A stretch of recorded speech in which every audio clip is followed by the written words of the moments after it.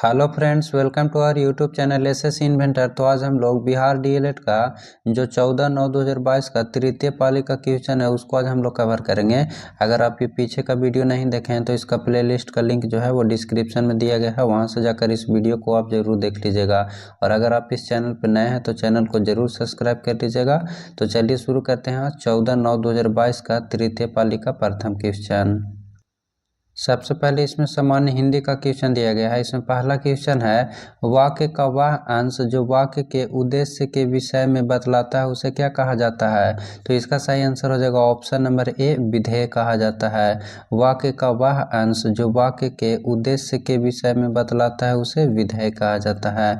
ओज गुण का प्रयोग किस रस में होता है। तो इसका सही आंसर हो जाएगा ऑप्शन नंबर सी, वीर रस में होता है। ओज गुण का प्रयोग किस रस में होता है, तो वीर रस में होता है। नेक्स्ट क्वेश्चन, अंगूठा चूमना मुहावरे का अर्थ है। तो इसका सही आंसर हो जाएगा ऑप्शन नंबर बी, खुशामद करना। अंगूठा मुहावरा का अर्थ क्या हो जाएगा, तो खुशामद करना हो जाएगा। आए महंत बसंत में कौन सा अलंकार है। तो इसका सही आंसर हो जाएगा ऑप्शन नंबर ए, मानवीकरण अलंकार है। आए महंत बसंत में कौन सा अलंकार है, तो मानवीकरण है। नेक्स्ट क्वेश्चन, फूले रहे कुमुद फूली मालती सघन वन, फूली रहे तारे मानो मोती अनगन है। इस पंक्ति में कौन सा अलंकार है। तो इसका सही आंसर हो जाएगा ऑप्शन नंबर ए, उत्प्रेक्षा अलंकार है।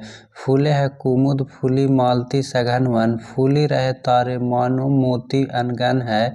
इस पंक्ति में कौन सा अलंकार है, तो उत्प्रेक्षा अलंकार हो जाएगा।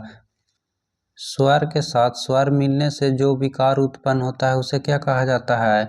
तो इसका सही आंसर हो जाएगा ऑप्शन नंबर ए, स्वर संधि कहा जाता है। स्वर के साथ स्वर मिलने से जो विकार उत्पन्न होता है उसे क्या कहा जाता है, तो स्वर संधि कहा जाता है। नेक्स्ट क्वेश्चन, सीता की छोटी बहन रीता कल आई थी रेखांकित शब्द में कौन सा पदबंध है।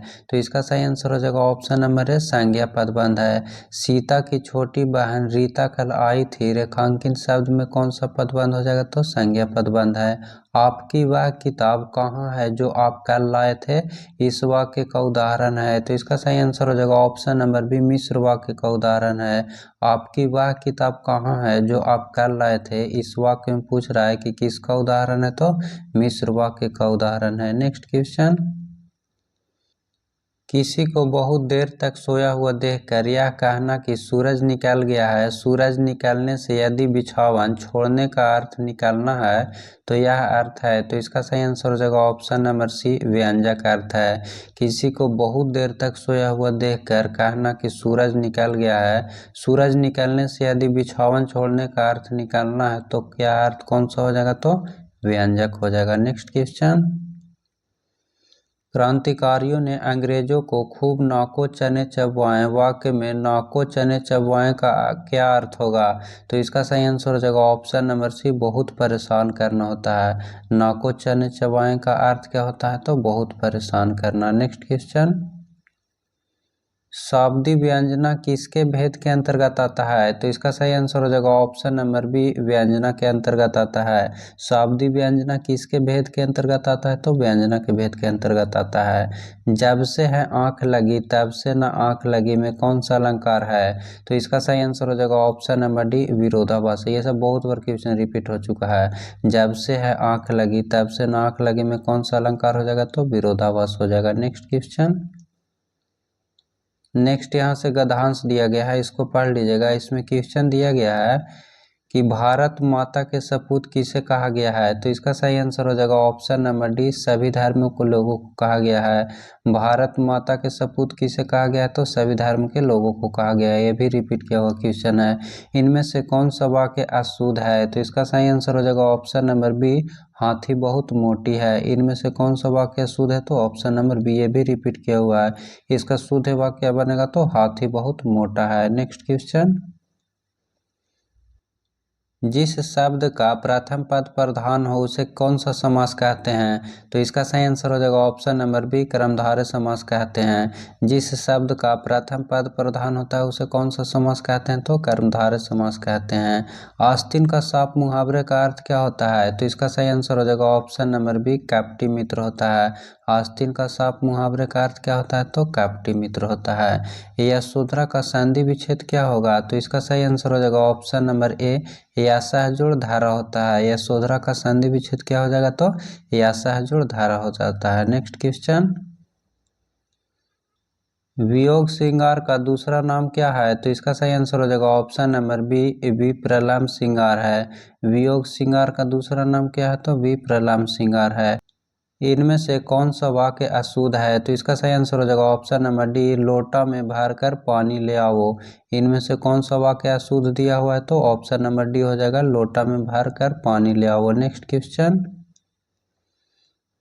यह जीवन क्या है निर्झर है में कौन सा अलंकार है? तो इसका सही आंसर हो जाएगा ऑप्शन नंबर बी, रूपक अलंकार है। यह जीवन क्या है निर्झर है, इसमें कौन सा अलंकार हो जाएगा? तो रूपक अलंकार।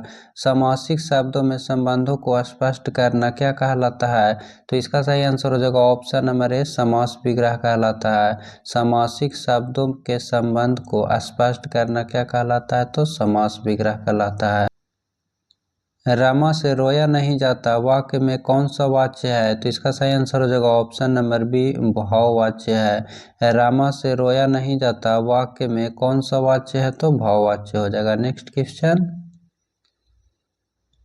आवत जात कुंज की गलियन रूप सुधा नित पी जय में कौन सा अलंकार है?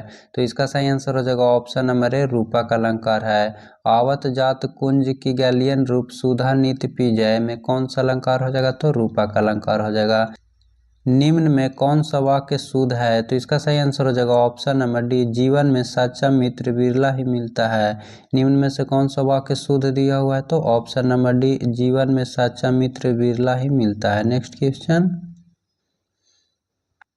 कपूर शब्द है तो इसका सही आंसर हो जाएगा ऑप्शन नंबर बी, तद्भव है। कपूर शब्द क्या हो जाता है? तो तद्भव में आ जाता है। निम्नलिखित पंक्ति में कौन सा वर्णिक छंद है? पूछे बिन कोऊ कहूँ, कहूँ सो ना बात करे है, देवता से बैठे सब साधी साधी मौन है। तो इसका सही आंसर हो जाएगा ऑप्शन नंबर बी, चौपाई है। निम्नलिखित में से कौन पंक्ति का वर्णिक छंद है? तो चौपाई छंद हो जाएगा। नेक्स्ट क्वेश्चन, छिद्दी धातु का अर्थ क्या होता है? तो इसका सही आंसर हो जाएगा ऑप्शन नंबर सी, ए एवं बी दोनों होता है। ए में दिया हुआ ढकना और बी में है आच्छादित करना। छिद्दी धातु का अर्थ क्या होता है? तो ढकना और आच्छादित करना। ऑप्शन नंबर सी हो जाएगा, ए एवं बी दोनों हो जाएगा। उसी तपस्वी से लंबे थे देवदार दो चार खड़े में कौन सा अलंकार है? तो इसका सही आंसर हो जाएगा ऑप्शन नंबर ए, प्रतीप अलंकार है। उसी तपस्वी से लंबे थे देवदार दो चार खड़े में कौन सा अलंकार हो जाएगा? तो प्रतीप अलंकार हो जाएगा। नेक्स्ट क्वेश्चन, मन जीते मन हार कर मन हारे न जीत, शकील अनूठी रीत है फिर भी करते प्रीत। इस पंक्ति में कौन सा अलंकार है? तो इसका सही आंसर हो जाएगा ऑप्शन नंबर बी, विरोधाभास है। मन जीते मन हार कर मन हारे मन जीत, शकील अनूठी रीत है फिर भी करते प्रीत। इसमें कौन सा अलंकार है? तो विरोधाभास है। नेक्स्ट क्वेश्चन, बिगड़ी बात बने नहीं लाख करे किन कोय, रहीमन फाटे दूध को माथे न माखन होए। उक्त पंक्ति में कौन सा अलंकार का प्रकार है? तो इसका सही आंसर हो जाएगा ऑप्शन नंबर सी, दृष्टांत है। बिगड़ी बात बने नहीं लाख करे किन कोय, रहीमन फाटे दूध को माथे न माखन होए में पूछ रहा है कि कौन सा अलंकार का प्रकार है? तो दृष्टांत है। ऑप्शन नंबर सी हो जाएगा। नेक्स्ट क्वेश्चन, नेक्स्ट यहाँ से विज्ञान का क्वेश्चन दिया गया है। इसमें पहला क्वेश्चन है, अधिकांश कवकों की कोशिका भित्ति किसकी बनी होती है? तो इसका सही आंसर हो जाएगा ऑप्शन नंबर बी, काइटिन का बना होता है। अधिकांश कवकों की कोशिका भित्ति किसकी बनी होती है? तो काइटिन का बना होता है। ये भी रिपीट किया हुआ क्वेश्चन है। देख सकते हैं फ्रेंड्स कितना क्वेश्चन रिपीट किया हुआ है। अगर आप पीछे का वीडियो नहीं देखे हैं तो एक बार वीडियो को जाकर जरूर देख लीजिएगा। और अगर आप पूरा सेट देख चुके हैं तो एग्जाम से पहले एक बार 2x के स्पीड में करके रिविजन करके जरूर जाइएगा, क्योंकि सारा क्वेश्चन रिपीट कर रहा है। नेक्स्ट क्वेश्चन है, निम्नलिखित में से कौन सा बुझा हुआ चूना है? तो इसका सही आंसर हो जाएगा ऑप्शन नंबर बी, CaOH का हॉल ट्वाइस है। निम्नलिखित में से कौन बुझा हुआ चूना है? तो CaOH का हॉल ट्वाइस है, जिसको कैल्शियम हाइड्रोक्साइड भी कहा जाता है। ये भी क्वेश्चन रिपीट किया हुआ है। और CaO किसका फॉर्मूला है? तो कैल्शियम ऑक्साइड का है। और CaCO3 किसका है? तो कैल्शियम कार्बोनेट का है। और Ca किसका होता है? तो कैल्शियम का होता है। नेक्स्ट क्वेश्चन, पशुओं की निम्न में से कौन सी प्रजाति नस्ल दीर्घकाल तक दूध प्राप्ति हेतु उपयोग की जाती है? तो इसका सही आंसर हो जाएगा ऑप्शन नंबर ए, विदेशज या विदेशी नस्ल, जिसको जर्सी या ब्राउन स्विस कहा जाता है। पशुओं की निम्न में से कौन सी प्रजाति नस्ल दीर्घकाल तक दूध प्राप्ति हेतु उपयोग किया जाता है? तो विदेशज या विदेशी नस्ल को किया जाता है। ऑप्शन नंबर ए हो जाएगा। नेक्स्ट क्वेश्चन, प्रतिवर्ती धारा प्राप्त करने के लिए प्रयुक्त उपकरण का नाम लिखें। तो इसका सही आंसर हो जाएगा option number B, dynamo. Dynamo जो है वो यांत्रिक ऊर्जा से विद्युत ऊर्जा में कन्वर्ट करता है। और पूछेगा कि मोटर जो है वो किस ऊर्जा से किस ऊर्जा में कन्वर्ट करता है? तो मोटर जो है वो विद्युत ऊर्जा को यांत्रिक ऊर्जा में कन्वर्ट करता है। और डायनेमो जो हो गया सो यांत्रिक ऊर्जा को विद्युत ऊर्जा में कन्वर्ट करता है। नेक्स्ट क्वेश्चन, जब एथेनॉल सोडियम के साथ अभिक्रिया करता है तो निम्नलिखित में से कौन सी गैस निकलती है? तो इसका सही आंसर हो जाएगा ऑप्शन नंबर बी, हाइड्रोजन निकलती है। जब एथेनॉल सोडियम के साथ अभिक्रिया करता है तो निम्नलिखित में से कौन सा गैस निकलता है? तो हाइड्रोजन गैस निकलता है। क्रेब्स चक्र का एक महत्वपूर्ण उत्पाद जो एटीपी संश्लेषण करता है, तो इसका सही आंसर हो जाएगा ऑप्शन नंबर सी, नाद हो जाएगा। ये भी क्वेश्चन रिपीट किया हुआ है। क्रेब्स चक्र का एक महत्वपूर्ण उत्पाद एटीपी संश्लेषण करना है, वो नाद हो जाएगा। नेक्स्ट क्वेश्चन, क्लोरोप्लास्ट थाइलाकोइड्स किस रूप में होता है? तो इसका सही आंसर हो जाएगा ऑप्शन नंबर ए, आपस में जुड़ी हुई थैली होता है। क्लोरोप्लास्ट थाइलाकोइड्स किस रूप में होता है? तो आपस में जुड़ी हुई थैली होता है। एड्स एक घातक बीमारी है जो किसके द्वारा फैलता है? तो इसका सही आंसर हो जाएगा ऑप्शन नंबर डी, विषाणु के द्वारा फैलता है। एड्स एक घातक बीमारी है जो किसके द्वारा फैलता है? तो विषाणु के द्वारा फैलता है। और एड्स दिवस कब मनाया जाता है? 1 दिसंबर को, याद रखिएगा। नेक्स्ट क्वेश्चन, आर त्रिज्या वाले वृत्तीय पथ पर गति करने वाले कण का विस्थापन अर्धवृत्त की दूरी तय करने के पश्चात क्या होगा? तो दुगना हो जाता है, 2r हो जाएगा। आर त्रिज्या वाले वृत्तीय पथ पर गति करने वाले कण का विस्थापन अर्धवृत्त की दूरी तय करने के पश्चात क्या होता है? तो 2r हो जाएगा। परमाणु विद्युत उदासीन होता है क्योंकि, इसका सही आंसर हो जाएगा ऑप्शन नंबर ए, कुल इलेक्ट्रॉन कुल प्रोटॉन के बराबर होता है। परमाणु विद्युत उदासीन होता है क्योंकि कुल इलेक्ट्रॉन कुल प्रोटॉन के बराबर होता है। नेक्स्ट क्वेश्चन, झरिया किस वस्तु के उत्पाद के लिए जाना जाता है? तो इसका सही आंसर हो जाएगा ऑप्शन नंबर बी, कोयला के लिए जाना जाता है। झरिया कहाँ पड़ता है? तो झारखंड में पड़ता है। झरिया किस धातु के उत्पाद के लिए जाना जाता है? तो कोयला के लिए। नेक्स्ट क्वेश्चन, बाहरी कण कहलाता है? तो इसका सही आंसर हो जाएगा ऑप्शन नंबर ए, कर्ण पल्लव कहलाता है। बाहरी कण क्या कहलाता है? तो कर्ण पल्लव कहलाता है। नेक्स्ट क्वेश्चन, विद्युत आवेश का एसआई मात्रा क्या होता है? तो इसका सही आंसर हो जाएगा ऑप्शन नंबर डी, कूलॉम होता है। विद्युत आवेश का एसआई मात्रा क्या होता है? तो कूलॉम होता है। पृथ्वी के वायुमंडल में ऑक्सीजन गैस की मात्रा कितनी होती है? तो इसका सही आंसर हो जाएगा ऑप्शन नंबर ए, 21% होता है। पृथ्वी के वायुमंडल में ऑक्सीजन गैस का कितना परसेंट होता है? तो 21% होता है। और नाइट्रोजन कितना होता है? तो 78% होता है। और कार्बन डाइऑक्साइड कितना होता है? तो 0.03% होता है। और आर्गन पूछेगा तो 0.93% होता है। नेक्स्ट क्वेश्चन, वह तत्व जिसकी परमाणु संख्या 28 है उसका सही इलेक्ट्रॉनिक विन्यास क्या होगा? तो 28 के इलेक्ट्रॉनिक विन्यास तोड़ेंगे तो पहला कक्षा में कितना इलेक्ट्रॉन होता है? 2 इलेक्ट्रॉन होता है। 2 तो ऑप्शन ऐसे खत्म हो गया। और दूसरा कक्षा में कितना होगा? 18 होगा। नहीं, दूसरा कक्षा में कितना होता है? 8 इलेक्ट्रॉन होता है। और तीसरा में कितना हो जाएगा? 18 होगा। तो 8 और 2 कितना हो गया? 10 और 18 कितना हो गया? 28 हो गया। तो इसका सही आंसर हो जाएगा option number B. Next question, किसी वस्तु की गति के कारण उसमें पाया जाता है? तो इसका सही आंसर हो जाएगा ऑप्शन नंबर डी, गतिज ऊर्जा पाया जाता है। किसी वस्तु में गति के कारण कौन सा उसमें ऊर्जा पाया जाता है? तो गतिज ऊर्जा पाया जाता है। प्रकाश के परावर्तन के कितने नियम हैं? तो इसका सही आंसर हो जाएगा ऑप्शन नंबर बी, 2 नियम है। प्रकाश के परावर्तन के कितना नियम है? तो 2 नियम है। पहला नियम क्या था, आपतन कोण परावर्तन कोण के बराबर होता है। और दूसरा नियम क्या था, आपतित किरण आपतन बिंदु पर अभिलंब तथा परावर्तित किरण एक ही समतल में होता है। नेक्स्ट क्वेश्चन, पादप कोशिकाओं में फिल इन द ब्लैंक्स है, छोड़कर सभी होते हैं। तो इसका सही आंसर हो जाएगा ऑप्शन नंबर डी, केंद्रक छोड़कर सभी होते हैं।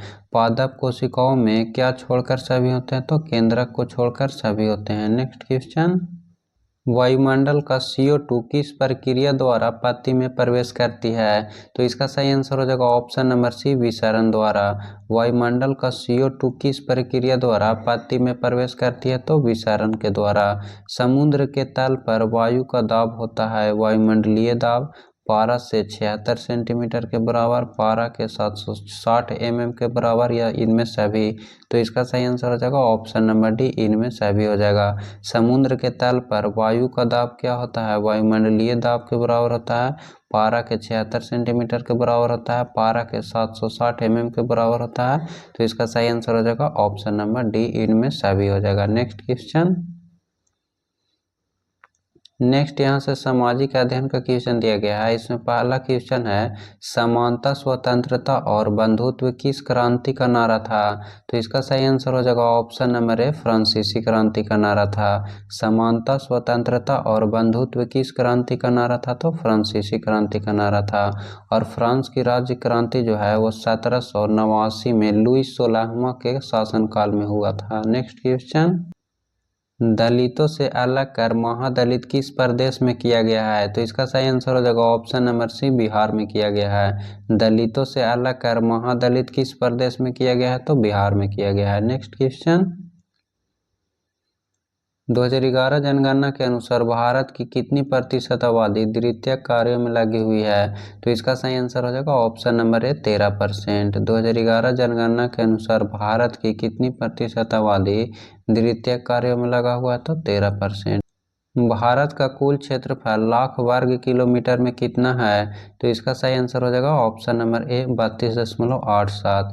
भारत का कुल क्षेत्रफल जो है वो 32,87,283 वर्ग किलोमीटर, यानी कि 32.87 वर्ग किलोमीटर हो जाएगा। Next question, vernacular press act किस वायसराय के समय में पारित हुआ था। तो इसका सही आंसर हो जाएगा option number B, Lord Lytton के वायसराय के काल में हुआ था। वर्नाकुलर प्रेस एक्ट जो है वो किस वायसराय के समय में पारित हुआ था, तो लॉर्ड लिटन के समय में हुआ था, 1878 में। नेक्स्ट क्वेश्चन, मापनी क्या है। तो इसका सही आंसर हो जाएगा ऑप्शन नंबर ए, अनुपात है। मापनी क्या है, तो अनुपात है।